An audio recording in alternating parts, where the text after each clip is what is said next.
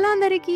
ఈరోజు మా అమ్మ తోటకూర పప్పు చేసిందనమాట. తోటకూర పప్పే కదా! రొటీన్ రెసిపీయే కదా! అందులో వెరైటీ ఏముంది అని అనుకోకండి. ఈ తోటకూర రెసిపీ మా అమ్మ రెసిపీ అనమాట. సో, ఆ రెసిపీ ఎలా చేసిందో చూసేద్దాం.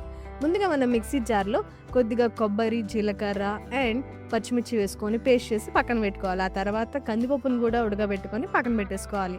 ఇప్పుడు ఒక కడాయిలో కొద్దిగా ఆయిల్ అండ్ దాంతో పాటు కొద్దిగా నెయ్యి కూడా వేసుకొని అది కొద్దిగా హీట్ అయిన తర్వాత అందులో సాయమినపప్పు, ఆవాలు, జీలకర్ర అండ్ దంచిన వెల్లుల్లి వేసుకొని వెల్లుల్లిపాయ కొద్దిగా క్రిస్పీ అయ్యేదాకా ఫ్రై చేసుకోవాలి.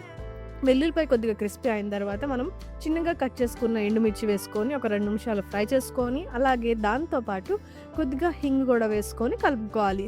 ఇలా కలుపుకున్న తర్వాత దీనిలో మనం సన్నగా కట్ చేసుకొని వాష్ చేసుకున్న తోటకూరను కూడా వేసేసుకొని ఒకసారి కలిపి మూత పెట్టి తోటకూర ఉడికేంత వరకు మనం దీన్ని కొద్దిసేపు పాటు ఫ్రై చేసుకోవాలి.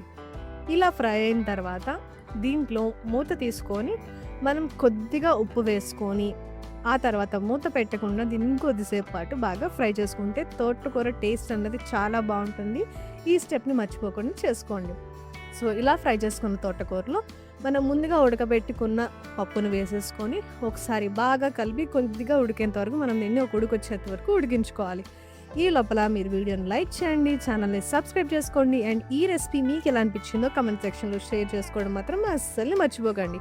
ఇలా పప్పు కొద్దిగా ఉడికిన తర్వాత మనం ముందుగా పేస్ట్ అండ్ కొద్దిగా పసుపు వేసుకొని దీన్ని ఒకసారి అంతా బాగా కలిసేలా కలిపి మీడియం ఫ్లేమ్లో ఒక 5 నిమిషాల పాటు మనం దీన్ని ఉడికించుకుంటే ఎంతో టేస్టీగా ఉండే తోటకూర పప్పు అయితే రెడీ అయిపోతుంది. మీరు కూడా ట్రై చేసి ఎలా అనిపించిందో కామెంట్ సెక్షన్లో షేర్ చేసుకోండి.